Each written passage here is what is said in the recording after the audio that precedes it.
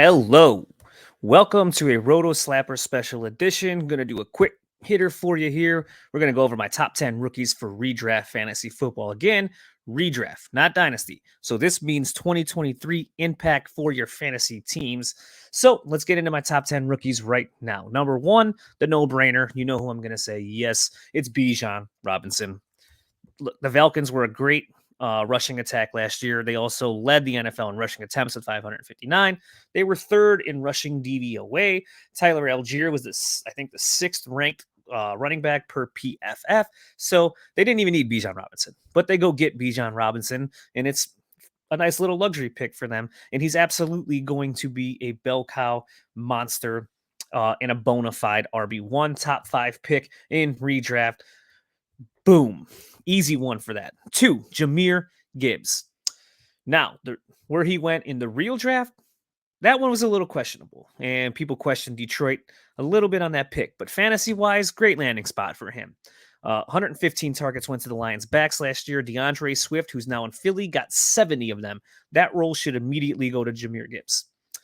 In addition to that, I see him sharing the rushing load with David Montgomery. So even if he doesn't get the goal line looks, Gibbs is set up to make an immediate impact. He's an RB2 for me. Number 3, Jordan Addison. Minnesota ranked third in pass attempts per game in 2022.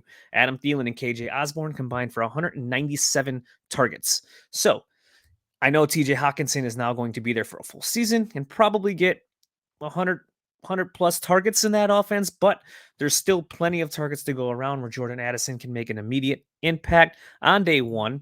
And it might be a little bit bold of me, but I think he could creep towards the 100 target range. And I do think he supplants KJ Osborne for the number 2 role in that offense.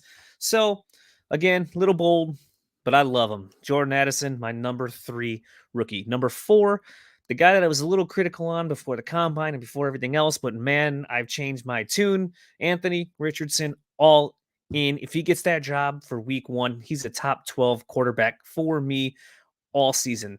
I'd still probably take him as QB 18 because he is going to get that job from Gardner Minshew at some point, and that rushing ability is just oozing fantasy points. We've seen it with Justin Fields a year ago. Even if he struggles throwing the football a little bit, it won't matter because the rushing floor that he brings you and some of those large weeks he could have is just too tantalizing to pass up. So again, gets that job week 1, top 12 quarterback for me. Number 5, Devon Achane. Miami is just assembling the fastest offense ever, so they go get the fastest running back in the class, a guy who just oozing upside.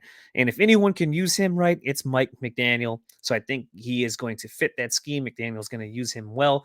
And no offense to Mostert or Jeff Wilson, but yeah, you know what I'm saying. Number 6, Quentin Johnston. The Chargers were second in pass attempts per game last year. And in steps Kellen Moore now. So that's probably not going to change, but the overall left end offense should get better. And I should add, Joshua Palmer led those wide receivers in targets last year. So kind of tells you Keenan Allen, who is another year older, and Mike Williams do carry a little bit of risk. But most guys do in the NFL.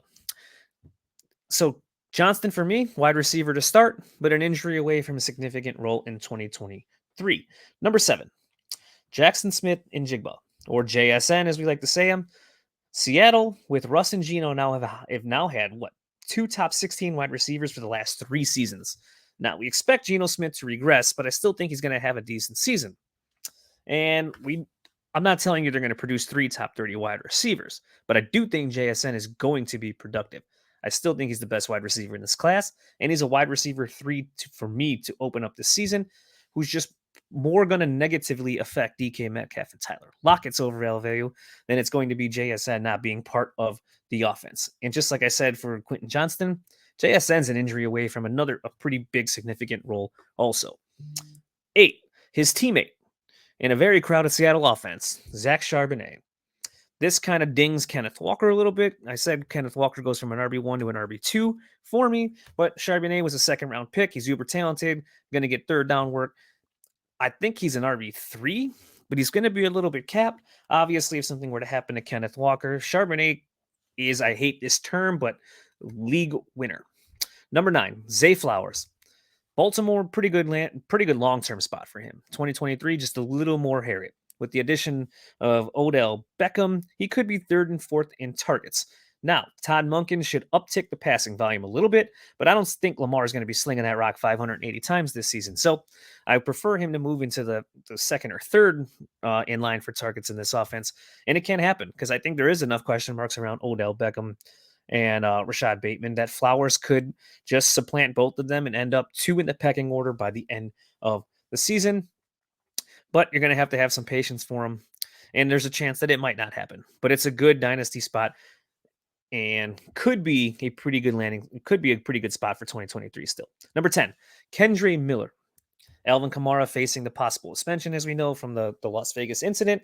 And if he does miss significant time, 6-8 weeks or so, Miller's a top 40 back to me alongside Jamal Williams. So top 40 back gets you in the top 10 for me on this list. And that about wraps up the top 10 rookies for redraft fantasy football.